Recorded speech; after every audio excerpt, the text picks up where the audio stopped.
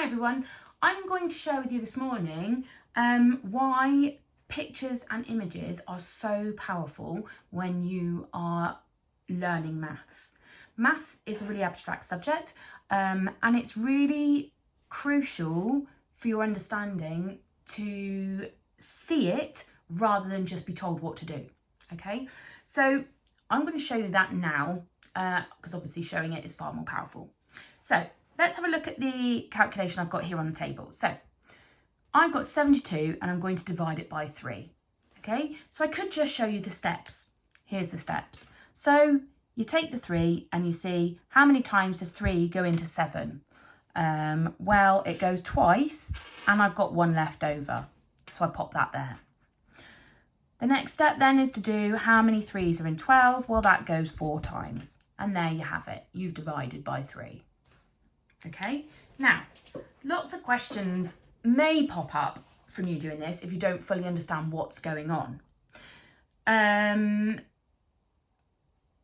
be lots of why questions. So why do you put the number at the top? Why do you start at this end? Because in all the other calculations, add, subtract and times, we start with the ones. Why have we suddenly started with the tens?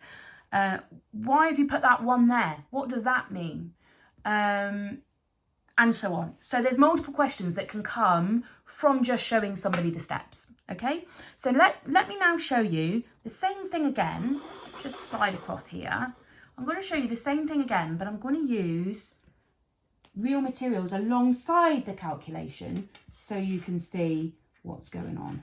Okay, so let me just rewrite the same calculation. So as you can see, I've got 72 here. Okay, so we're just going to ignore this for a minute. So 10, 20, 30, 40, 50, 60, 70, 71, 72.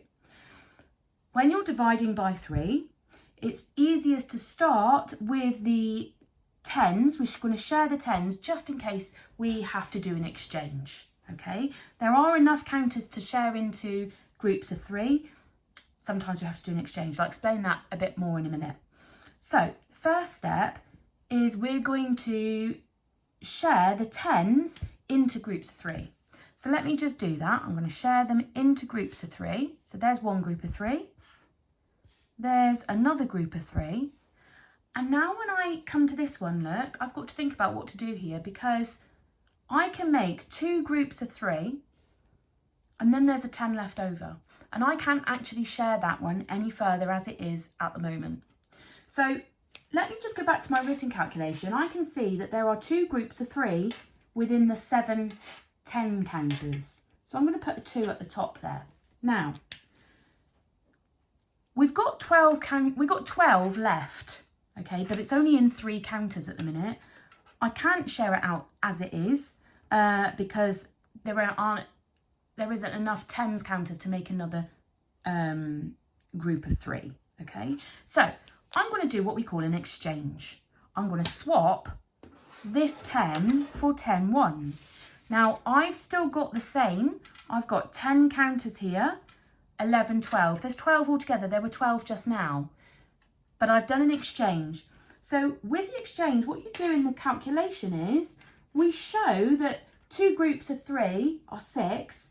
And then the one that's left over, I'm going to exchange that and put it into the ones. Now you can see now that this one here actually is 10 ones, isn't it? I've exchanged a 10 to the ones and that's now 10 ones and 2 ones. So I've got 12 ones altogether.